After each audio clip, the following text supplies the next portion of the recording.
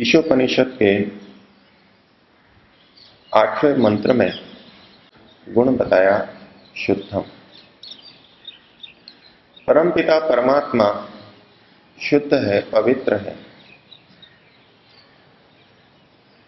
प्रकृति के विकारों से रहित है, अविद्या आदि दोषों से रहित है। न तो परमपिता परमात्मा में अज्ञान है, न उसका संयम नियंत्रण कभी टूटता है, और न वो कभी पिछली बातों को भूलता है। अर्थात उसमें धृति और स्मृति किसी का भी भ्रंश नहीं होता, इसलिए वो सदा पवित्र है। परमात्मा के पवित्र गुण को, उसके स्वरूप को मन में बैठा करके हम अपने को पवित्रता की ओर ले जा सकते हैं। लेकिन परमात्मा का पवित्र स्वरूप हमारे मन में बैठे, इसके लिए संसार में जो अपवित्रता है और उन अपवित्रताओं को दूर करने के जो उपाय हैं, उनका विचार करना हमारे लिए आवश्यक है। किसी भी मनुष्य की यात्रा, ज्ञान की यात्रा,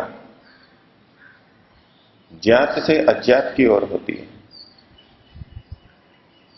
जिस चीज को हम जानते हैं, उसके माध्यम से हम और अज्ञात वस्तु या विषय को भी जानते हैं। आज की शिक्षा का सूत्र भी यही है। न्याय दर्शन में जब किसी को उदाहरण के द्वारा समझाया जाता है, बात को स्पष्ट करने के लिए पंचावयव में एक अवयव उदाहरण है, दृष्टांत है। उसमें भी ज्ञात के द्वारा ही अज्ञात को जनाया जाता है। यदि किसी बच्चे को समुद्र का स्वरूप समझाना हो तो उसको किसी तालाब के पास ले जाके खड़ा कर सकते हैं। जिस तरह से यहां बहुत पानी है, इसी प्रकार से इससे कई गुना ज्यादा, लाखों करोड़ों गुना ज्यादा पानी समुद्र में होता है। वो इसी तरह से बड़ा होता है। अर्थात समझाने का तरीका, विशेषकर से परोक्ष चीज को समझाने का तरीका प्रत्यक्ष के द्वारा होता है। जिसको हम जानते हैं, उसके माध्यम से हम परोक्ष को जानते हैं, उसके विचार, उसके स्वरूप को मन में बैठाते हैं। परमात्मा का शुद्ध स्वरूप क्या है, इसको हम सीधे सीधे देख नहीं पाते, जान नहीं पाते, क्योंकि हमारा समाधि का प्रत्यक्ष नहीं है। लेकिन वेद में तो प्राणी मात्र के लिए, मनुष्य मात्र के लिए उपदेश दिया गया कि हम परमात्मा के शुद्ध स्वरूप को मन में रखें। जिस दिन हमारी समाधि लगेगी, तब ईश्वर का जो शुद्ध स्वरूप हमें ज्ञात होगा, उसकी तुलना तो हम नहीं कर सकते। लेकिन उस तक पहुंचने के लिए जो शुद्धि आवश्यक है, उसके लिए हमें समाज की शुद्धि, व्यक्ति की शुद्धि विचार में लानी होगी। और समाज में, व्यक्ति में जो शुद्धि आती है, वो किन उपायों से आती है, इसका भी हमको बोध करना होगा। जब जब हम किसी भी पवित्रता को देखते हैं, चाहे वो पवित्रता स्थान की हो, तो कुछ क्षण के लिए विचार लें कि परमात्मा में इससे कहीं अधिक शुद्ध स्थिति है। परमात्मा को इस तरह से शुद्ध करने की आवश्यकता नहीं है जैसे हमने स्थान को शुद्ध किया है। छोटे छोटे बच्चों को विद्यालय जाते हुए देखते हैं, उनमें भी एक पवित्रता दिखाई देती है। अपने विद्यालय की वेशभूषा में पुस्तकों को लिए ज्ञान प्राप्ति के लिए प्रतिदिन जाते हैं। उनमें जब पवित्रता देखें तो उसकी पवित्रता का बोध फिर परमात्मा के प्रति भी करें। ये बच्चे निश्चल हैं, परमात्मा इनसे भी कहीं अधिक निश्चल है। किसी व्यक्ति में पवित्रता देखें, व्यवहार की पवित्रता देखें, तो परमात्मा पर भी घटा करके देख लें।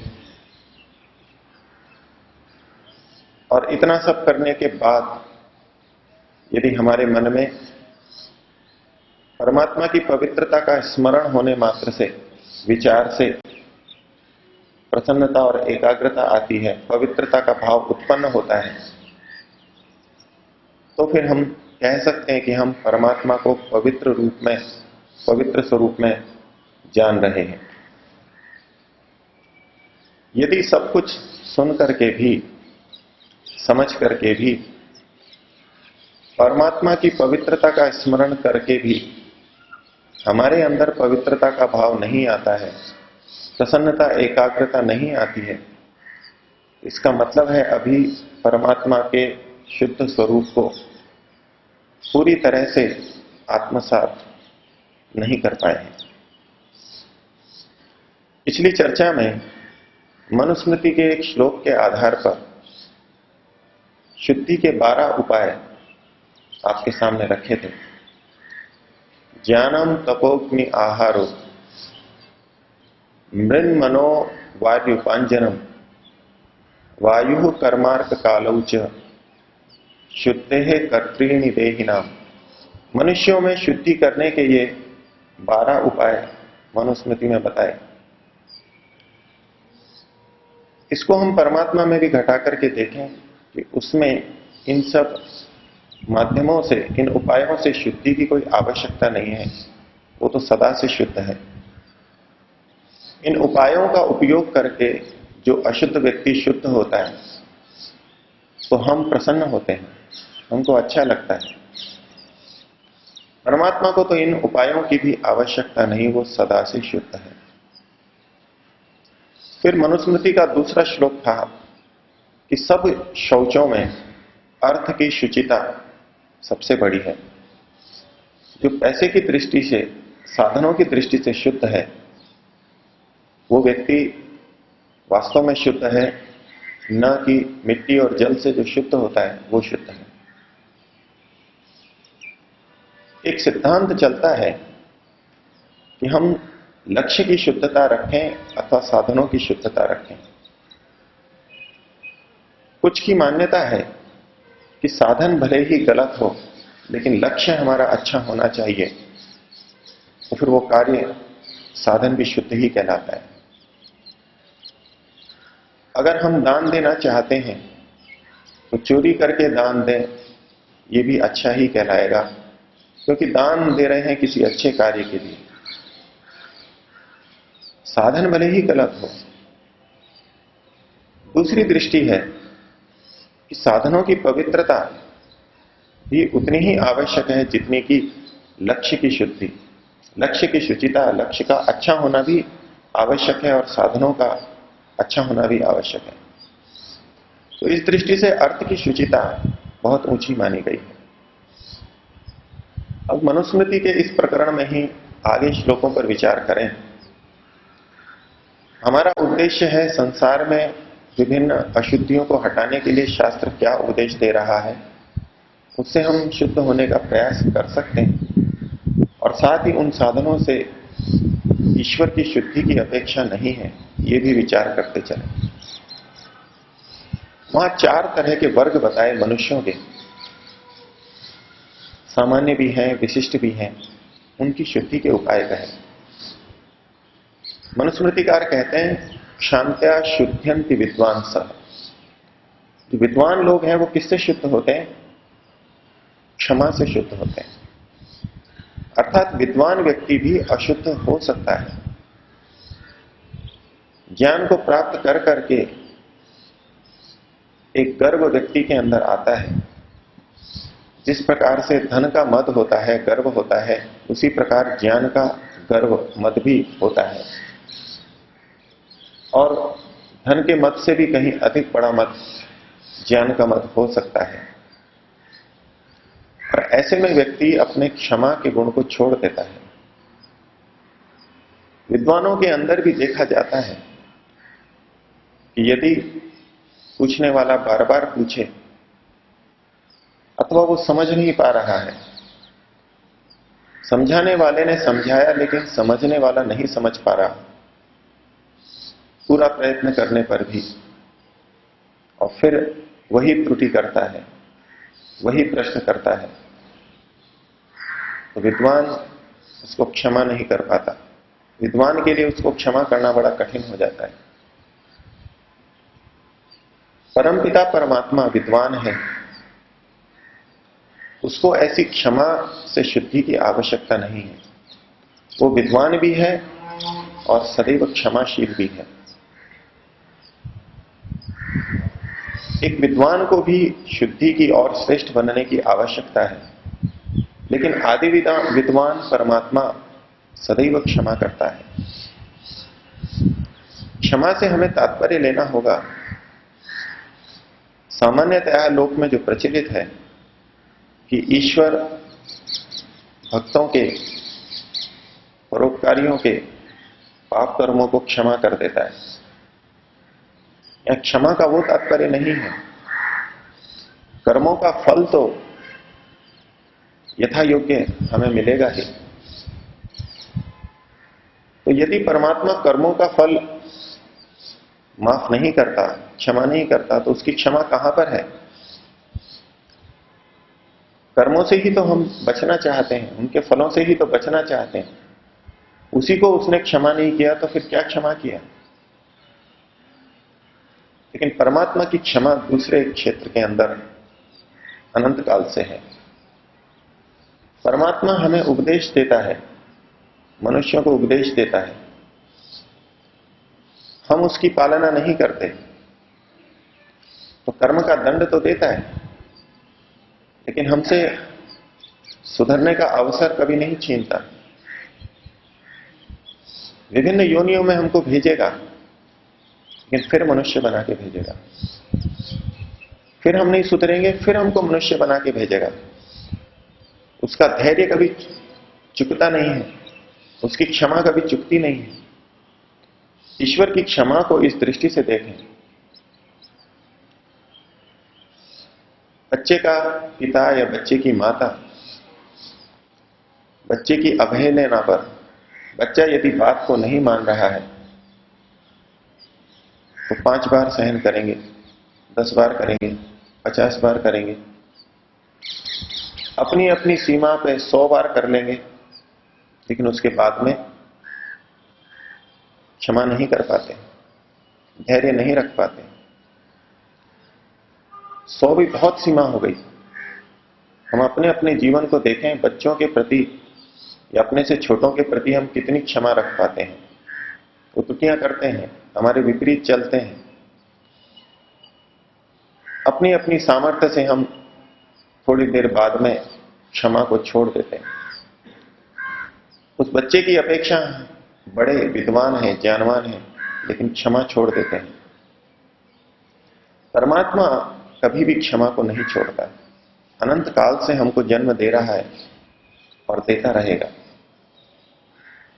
तो क्षांत्या शुद्ध्यंति विद्वान सह, विद्वान को भी क्षमा के द्वारा शुद्ध होने की आवश्यकता है। दूसरा आगे कहा, दानेन अकार्य कारिणः, जो अकार्य करने वाले हैं, अधर्म करने वाले हैं, वो दान से शुद्ध होते हैं। दानेन अकार्य कारिणः, देने से व्यक्ति के गलत कार्य इस रूप में शुद्ध होते हैं कि वो आगे नहीं करेगा। कर्मों का फल तो जो मिलना है मिलेगा। पवित्रता के लिए मनुस्मृति में आगे कहा, प्रच्छन्न पापा जप्येन, जो प्रच्छन्न रूप से पाप करते हैं, छुप करके पाप करते हैं, उनकी शुद्धि का क्या उपाय है? छुप करके 2 तरह से पाप किए जा सकते हैं। एक तो अन्यों को पता ना लगे, स्वयं को पता है, ये भी प्रच्छन्न पाप है। समाज को, हमारे आसपास रहने वालों को पता नहीं है।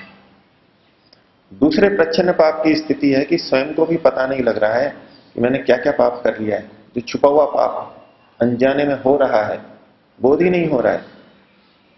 तो ये जो दोनों तरह से प्रच्छन्न पाप हो रहे हैं, वो कैसे शुद्ध होगा?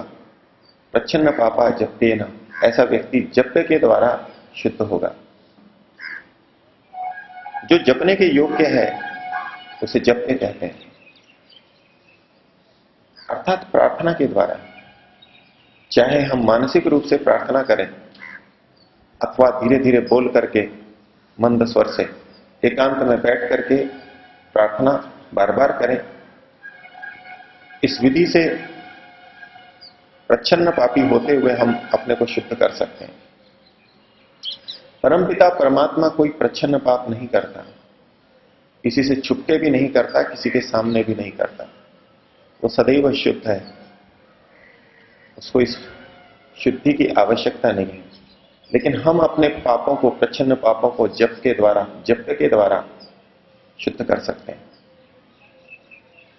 मनुस्मृति में चौथे अंश में कहा, श्लोक में कहा, तपसा वेदविद तमः। जो वेदविद हैं, वेद को जानने वाले हैं, उनके लिए भी शुद्धि की बात कही गई। हम एक मंत्र को जान लें तो पवित्रता का भाव मन में आता है। वेद के एक शब्द को अच्छी तरह समझ लें तो पवित्रता का भाव मन में आता है। और जो वेदविद है, जिसने वेदों का अध्ययन विधिवत किया है, वो तो कितना शुद्ध हो सकता है, उसकी बुद्धि कितनी शुद्ध हो सकती है। लेकिन फिर भी उसके लिए शुद्धि की बात कही जा रही है। इतना वेद को पढ़ने के बाद भी शुद्धि अपेक्षित है। तपसा वेदविद तमः, और वेद को जानने वाला ही नहीं, आगे वेदविद तमः, वेदविद तमाह, जैसे श्रेष्ठतम, गुरुतम, शुद्धतम,